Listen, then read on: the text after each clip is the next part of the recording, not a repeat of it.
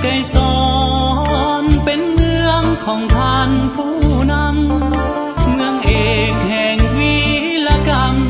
วีรบุรุษกอบกู้ชาติลาวท่านยังยืนยงมั่นคงทุกชนชาติเผ่าเมืองนี้จึงได้เลือกเอานามของท่านนั้นเป็นขวัญเมืองไกรสอนเป็นเมืองอริยธรรมพระธาตุยิ่งหังแสนงามชื่อเสียงเยียงนามที่ลือกระเดืองเป็นศูนย์รวมใจของชาวสวรรค์ทั้งเมืองวัดไสยภูมิมุ่งเมืองสาวเมืองเขาโลบูชานำใจไมตรี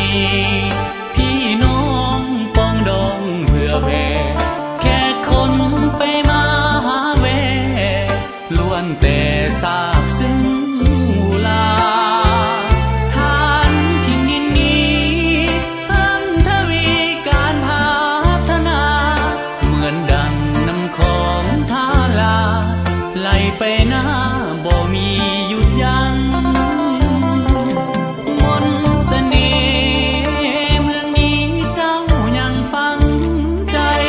ถึงแม้นอยู่แห่งหนใดดวงใจห่วงใยเฝ้าหวังพ่อแม่ประสาพัฒนาห่วงเป็นพลัง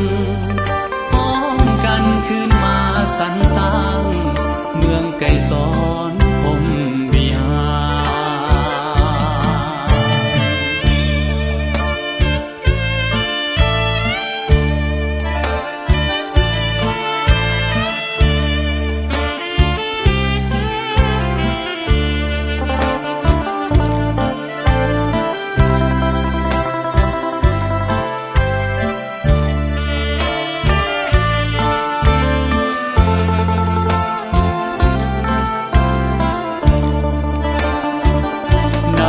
ใจไมตรี